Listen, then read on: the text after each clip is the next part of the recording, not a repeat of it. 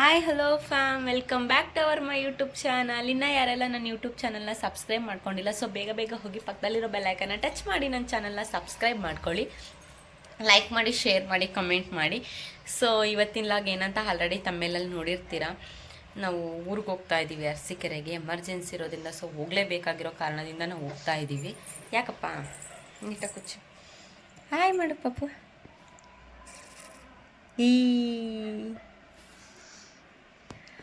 Sir ನಾವು ಊರಿಗೆ ಹೋಗಲೇಬೇಕು, ತುಂಬ ಅರ್ಜೆಂಟ್ ಇದೆ. ಸೊ ಅದಕ್ಕೂ ಮಿಸ್ ಮಾಡಿದ್ರೆ ಮತ್ತೆ ನಮಗೆ ಲೈಫ್ ಟೈಮ್ ಸ್ಟ್ರಗಲ್ ಪಡಬೇಕಾಗುತ್ತೆ. ಆ ಥರ ಸ್ವಲ್ಪ ಎಮರ್ಜೆನ್ಸಿ ಇರೋದ್ರಿಂದ ಹೋಗಲೇಬೇಕಾಗಿದೆ. ನನಗೆ ಹೋಗೋಕ್ಕೆ ಸ್ವಲ್ಪನೂ ಇಷ್ಟ ಇಲ್ಲ, ಇವಾಗಲೂ ನನಗೆ ಹೋಗೋಕ್ಕೆ ಇಷ್ಟ ಇಲ್ಲ. ಬಟ್ ನಾನು ಬಟ್ಟೆ ಎಲ್ಲ ಪ್ಯಾಕ್ ಮಾಡೋಕೆ ಆಲ್ರೆಡಿ ಕೂತ್ಕೊಂಡಿದ್ದೀನಿ. ನಮ್ಮ ಮನೆಯವ್ರು ಬರ್ತಾರೆ 12 ಗಂಟೆಗೆ. ಇವಾಗ ಆಲ್ರೆಡಿ 12 ಗಂಟೆ, ಸೊ 2 ಗಂಟೆಗೆ ಬರ್ತಾರೆ ಅವರು. 2 ಗಂಟೆಗೆ ಬಂದ ತಕ್ಷಣ ನಾವು ಹೊರಡಬೇಕು. ಒಂದು ನಿಮಿಷ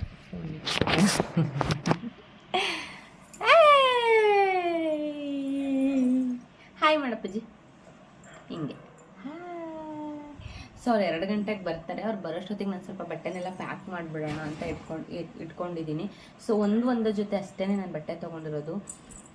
ನಾಳೆ ನನಗೆ ತುಂಬ ಇಂಪಾರ್ಟೆಂಟ್ ಡೇ. ಸೊ ನಾನು ಅದನ್ನು ಮಿಸ್ ಮಾಡ್ಕೊತಿದ್ದೀನಿ ಅಂತ ಸಿಕ್ಕಾಪಟ್ಟೆ ಬೇಜಾರಾಗ್ತಾ ಇದೆ. ನಾವಿಲ್ಲೇ ಇರಬೇಕಿತ್ತು, ಚೆನ್ನಾಗಿರೋದು. ಅದ್ರ ಲಾಗ್ನ ಹೇಗೇಗೋ ಮಾಡಬೇಕು ಅಂತ ತುಂಬ ಖುಷಿ ಪಟ್ಕೊಂಡಿದ್ದೆ. ಸೊ ಲಾಗ್ ತುಂಬ ಚೆನ್ನಾಗಿ ಮಾಡಬೇಕು ಅಂತ ಎಲ್ಲ. ಬಟ್ ಲಾಗ್ ಮಾಡೋಕ್ಕೆ ಅದು ನೋಡೋಣ, ನಾಳೆ ಲಾಗು ಮಾಡ್ತೀನಿ, ಮಿಸ್ ಮಾಡಲ್ಲ. ಬಟ್ ಅಷ್ಟೊಂದು ನಾನು ಅಂದ್ಕೊಂಡಿರೋ ಅಷ್ಟು ಚೆನ್ನಾಗಿರಲ್ಲ. ಯಾಕಂದರೆ ಇಲ್ಲೇ ಬೆಂಗಳೂರಲ್ಲೇ ಇದ್ದಿದ್ರೆ ನಾವು ತುಂಬ ಚೆನ್ನಾಗಿರೋದು. ಊರಿಗೆ ಹೋಗ್ತಿರೋದ್ರಿಂದ ತುಂಬ ಬೇಜಾರಿದೆ. ಸೊ ಅದು ನೆಕ್ಸ್ಟ್ ಲಾಗ್ನ ಮಿಸ್ ಮಾಡಿದೆ ನೋಡಿ. ಅದು ಏನು ಲಾಗ್ ಅಂತ, ಯಾಕೆ ನಾನು ಇಷ್ಟು ಬೇಜಾರಾಗಿದ್ದೀನಿ ಅಂತ ನೆಕ್ಸ್ಟ್ ಲಾಗಲ್ಲಿ ಹೇಳ್ತೀನಿ. ಸೊ ಬಟ್ಟೆನೆಲ್ಲ ಪ್ಯಾಕ್ ಮಾಡ್ಕೊಂಡ್ಬಿಡೋಣ. ಇಲ್ಲ ಅವನು ತುಂಬ ಚಳಿ ಇರೋದ್ರಿಂದ, ಮಳೆ ಇರೋದ್ರಿಂದ ನಾನು ಪಾಪುಗೆ ಸ್ವೆಟರು, ಟೋಪಿನೆಲ್ಲ ತೊಗೊಂಡಿದ್ದೀನಿ. 2 ಟೊಪ್ಪಿ ತೊಗೊಂಡಿದ್ದೀನಿ, ಒಂದೊಂದಷ್ಟು ಬಟ್ಟೆಗಳನ್ನ ತೊಗೊಂಡಿದ್ದೀನಿ. ನಾಳೆ ಒಂದೇ ದಿನ ನಾವು ಮತ್ತೆ ಅಲ್ಲಿ ತುಂಬ ದಿನ ಏನು ಸ್ಟೇ ಏನಾಗಲ್ಲ. ಸೊ ನಾಳೆ ವೆರಿ ಸ್ಪೆಷಲ್ ಡೇ ಇರೋದ್ರಿಂದ ನಾನು ಸ್ವಲ್ಪ ಚೆನ್ನಾಗಿರೋ ಡ್ರೆಸ್ ತೊಗೊಂಡಿದ್ದೀನಿ. ಇದು ನಮ್ಮ ಮನೆಯವರು ನನ್ನ ಬರ್ತಡೇ 2 ಜೊತೆ ಬಟ್ಟೆ ಕೊಡಿಸಿದ್ರು. ಇಲ್ಲಿ ಕುಚ್ಚು ಸೊ 2 ಜೊತೆ ಕೊಡಿಸಿದ್ರು. ಅದರಲ್ಲಿ ಒಂದು ಜೊತೆ ಇಟ್ಕೊಂಡಿದ್ದೀನಿ. ಬಟ್ ಅಲ್ಲಿ ಹೇಗೇಗಾಗುತ್ತೋ ಗೊತ್ತಿಲ್ಲ, ಇದು ವೇರ್ ಮಾಡೋಕ್ಕೆ ಹೋಗುವಾಗ. ತುಂಬ ಚಳಿ ಇದೆ, ಯಾಕೋ ಗೊತ್ತಿಲ್ಲ, ಸಿಕ್ಕಾಪಟ್ಟೆ ಮಳೆ ಬೇರೆ ಬರ್ತಾ ಇದೆ. ಸೊ ಹಾಗಾಗಿ ಪಾಪು ಸ್ವೆಟರು, ಟೋಪಿ ಇರಲೇಬೇಕಲ್ವ. ಮಕ್ಳಿಗೆ ಚಳಿ ಆದರೆ, ಥಂಡಿ ಆದರೆ ಅವ್ನು ತಡ್ಕೊಳ್ಳೋದೇ ಇಲ್ಲ ಫಸ್ಟ್ ಆಫ್ ಆಲು. ಸೊ ಹಾಗಾಗಿ ಸ್ವೆಟರು, ಟೋಪಿನ ಹಾಕ್ಕೊಂಡು ಹೋಗ್ಬಿಡ್ತೀನಿ ಇಲ್ಲಿಂದ. ಅದಕ್ಕೆ ಇದನ್ನು ಮೇಲೆ ಇಟ್ಕೊತೀನಿ. ನಾವು ಹೋಗ್ತಾ ಇರೋದು ಸ್ವಲ್ಪ ಬೇರೆ ಕೆಲಸದಿಂದ ಆಗಿ ಒಂದಷ್ಟು ಪ್ರೂಫ್ಸ್ನ ತೊಗೊಂಡು ಹೋಗಲೇಬೇಕು ನಾವು. ನಮ್ಮ ಮನೆಯವ್ರ ಆಧಾರು, ಪ್ಯಾನು, ನನ್ನ ಆಧಾರು, ಪ್ಯಾನು ಮತ್ತು ಬ್ಯಾಂಕ್ ಪಾಸ್ಬುಕ್ ಎಲ್ಲ ಬೇಕಿದೆ. ಹಾಗಾಗಿ ಇದನ್ನೆಲ್ಲ ಫಸ್ಟ್ ಇಟ್ಕೊಂಡ್ಬಿಡೋಣ, ಯಾಕಂದರೆ ಮರ್ತೋದ್ರೆ ಅದು ಸರಿಯಾಗಲ್ಲ.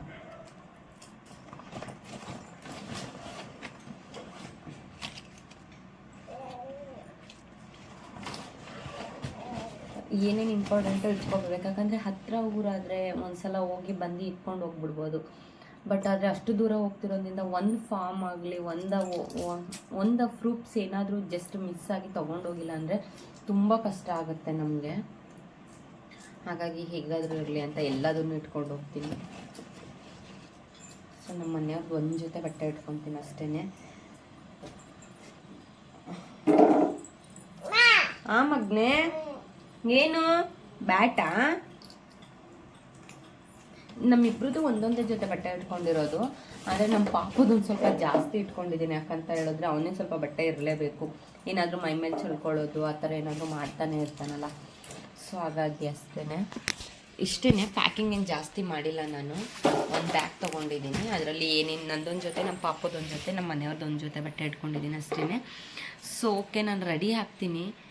ಬಸ್ಗೆ ಹೋಗೋದು, ಟ್ರೈನ್ಗೆ ಹೋಗೋದು ನಮಗೆ ಕನ್ಫರ್ಮ್ ಆಗಿ ಇನ್ನು ನನಗಷ್ಟು ಪ್ಲ್ಯಾನ್ ಇಲ್ಲ. ನಾನು ಹೇಳಿದ್ದೀನಿ ನಮ್ಮ ಮನೆಯವ್ರಿಗೆ, ಟ್ರೈನ್ಗೆ ಹೋಗೋಣ, ಬೇಗ ಹೋಗ್ತೀವಿ. ಬಸ್ಗೆ ಹೋದರೆ 5 hours 6 hours ಆಗುತ್ತೆ.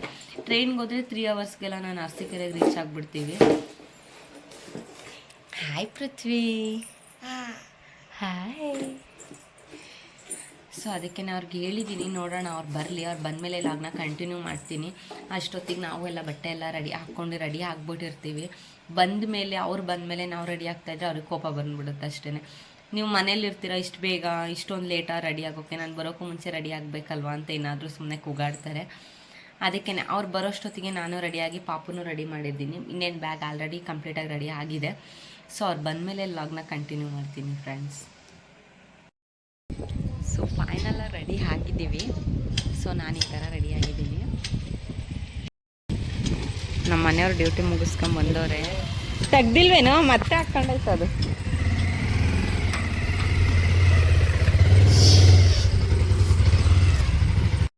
ಸೊ ಅದಾದಮೇಲೆ ನಾವು ಮನೆಯಿಂದ ಹೊರಟ್ವಿ. ಹೋಗೋಣ ಬಸ್ ಸ್ಟ್ಯಾಂಡ್ಗೆ ಹೋಗೋಣ ಅಂತ. ಸಿಕ್ಕಾಬಟ್ಟೆ ಮಳೆ ಬರ್ತಾಯಿತ್ತು.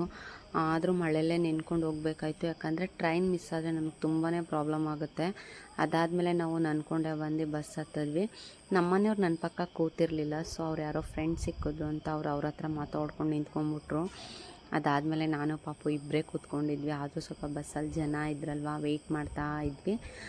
ಆಮೇಲೆ ನಾವು ಮೆಜೆಸ್ಟಿಕ್ಕಿಗೆ ರೀಚ್ ಆದ್ವಿ. ಬಟ್ ಆದರೆ ಸಿಕ್ಕಾಬಟ್ಟೆ ಮಳೆ ಬರ್ತಾ ಇದ್ದರಿಂದ ನಾನು ವೀಡಿಯೋ ಮಾಡೋಕ್ಕಾಗಲಿಲ್ಲ. ಸಿಕ್ಕಾಬಟ್ಟೆ ಹೊಟ್ಟೆ ಬೇರೆ ಹಸಿತಾಯಿತು. ನಮ್ಮ ಮನೆಯವರಿಗೆ ಬನ್ನಿ ಬಿರಿಯಾನಿ ತಿನ್ನೋಕೆ ಹೋಗೋಣ ಅಂತ ಹೇಳಿದೆ. ಸೊ ಆಯಿತು ಕೊಡಿಸ್ತೀನಿ ಅಂತ ಹೇಳಿ ನಾವು ಬಿರಿಯಾನಿ ತಿಂದ್ವಿ. ತಿಂದಾದಮೇಲೆ ಟ್ರೈನ್ಗೆ ಇನ್ನೂ ಒಂದು 20 ಮಿನಿಟ್ಸ್ ಟೈಮ್ ಇತ್ತು. ಸೊ ಆದರೂ ಪರವಾಗಿಲ್ಲ, ಹೋಗ್ಬಿಟ್ಟು ಕುತ್ಕೊಂಡ್ಬಿಡೋಣ. ಅವತ್ತು ಸಿಕ್ಕಾಬಟ್ಟೆ ಮಳೆ ಬೇರೆ ಬರ್ತಾಯಿದೆ. ಸೊ ಪಾಪು ಬೇರೆ ಇದ್ದಾನಲ್ವ, ನಾವಿದ್ರೆ ಹೇಗೋ ನಡೆದೋಗ್ಬಿಡುತ್ತೆ. ಸೊ ಪಾಪು ಇರೋದ್ರಿಂದ ನಾವು ನೆನೆಯೋಕ್ಕಾಗಲ್ಲ. ಹಾಗಾಗಿ ಸೊ ಬೇಗನೆ ಹೋಗ್ಬಿಟ್ರೆ ಸ್ವಲ್ಪ ಕೂತ್ಕೋಬೋದು ಅಂತ ಟಿಕೆಟ್ ಎಲ್ಲ ತೊಗೊಂಡು ರೈಲ್ವೆ ಸ್ಟೇಷನ್ನಿಗೆ ಹೊರಟ್ವಿ. ಸಿಕ್ಕಾಬಟ್ಟೆ ಜನ ಇದ್ದರು. ಯಪ್ಪ, ಈ ಜನಗಳು ಬ್ಯಾಂಗ್ಳೂರಿಗೆ ಅದು ಎಲ್ಲಿಂದ ಬರ್ತಾರೋ ಏನೋ ಗೊತ್ತಿಲ್ಲ ಫ್ರೆಂಡ್ಸ್. ಸಿಕ್ಕಾಬಟ್ಟೆ ಹೋಗೋರು ಅಷ್ಟೇ ಜನ ಇರ್ತಾರೆ, ಬಟ್ ಆದರೆ ಬೆಂಗಳೂರಿಗೆ ಬರೋರು ಅಷ್ಟೇ ಜನ ಇರ್ತಾರೆ. ಸೊ ತುಂಬಾ ಜನ ಇದ್ದರು. ಇಟ್ಸ್ ಓಕೆ, ಪರವಾಗಿಲ್ಲ, ಹೋಗಲೇಬೇಕಲ್ವ ನಾವು. ನಮಗೆ ಸ್ವಲ್ಪ ಎಮರ್ಜೆನ್ಸಿ ಇರೋದ್ರಿಂದ ನಾವು ಹೋಗಲೇಬೇಕು. ಟ್ರೈನಿಗೆ ವೆಯ್ಟ್ ಮಾಡ್ತಾಯಿದ್ವಿ. ನಮ್ಮ ಪಾಪು ಬೇರೆ ಸ್ವಲ್ಪ ಹಠ ಮಾಡ್ತಾಯಿದ್ದ. ಅದಕ್ಕೆ ನಮ್ಮ ಮನೆಯವ್ರು ಎತ್ಕೊಂಡು ಆ ಕಡೆ ಈ ಕಡೆ ಓಡಾಡೋದು, ಆಟ ಆಡಿಸೋದು ಈ ಥರ ಎಲ್ಲ ಮಾಡ್ತಾಯಿದ್ರು. ನಮಗಿನ್ನೂ ಟ್ರೈನಿಗೆ 1/2 hour ಟೈಮ್ ಇತ್ತು. ಆಮೇಲೆ ಸ್ವಲ್ಪ ಹೇಗೋ ಮಾಡಿ ಟ್ರೈನ್ ಬಂತು. ಸೊ ನಾವು ಹೊರಟ್ವಿ. ನಾವು ಹೋಗ್ತಾ ಇರೋ ಟ್ರೈನ್ ಸಿಕ್ಕಾಬಟ್ಟೆ ಫ್ರೀಯಾಗಿತ್ತು, ರಶ್ ಇರಲಿಲ್ಲ. ಸೊ ನಮ್ಮ ಪುಣ್ಯ ಅನ್ನೋಕ್ಕಿಂತ ನಮ್ಮ ಮನೆಯವರು ಬಂದು ಸೆಟ್ಲು ಗಾಡಿಗೆ ಟಿಕೆಟ್ ತೊಗೊಂಡಿದ್ರು. ಸೊ ನಾವು ಎಕ್ಸ್ಪ್ರೆಸ್ಸಿಗೆ ಹೋಗಬೇಕಾಗಿತ್ತು. ಲೇಟಾಗಿ ಹೋದರೂ ಪರವಾಗಿಲ್ಲ. ಸೊ ಪಾಪುಗೆ ಹಿಂಸೆ ಆಗಬಾರ್ದು. ಸೊ ನಿಧಾನಕ್ಕೆ ಹೋದರೂ ಪರವಾಗಿಲ್ಲ ಅಂತ ಹೇಳಿ ಸೆಟ್ಲು ಗಾಡಿಗೆ ಟಿಕೆಟ್ ತೊಗೊಂಡ್ರು. ಯಾಕಂದರೆ ಸೆಟ್ಲು ಗಾಡಿ ಫ್ರೀಯಾಗಿರುತ್ತೆ. ಸೊ ಅದಕ್ಕೆ ನಾವು ಸೆಟ್ಲು ಗಾಡಿಗೆ ಟಿಕೆಟ್ ತೊಗೊಂಡು ಆರಾಮಾಗಿ ಹೋದ್ವಿ.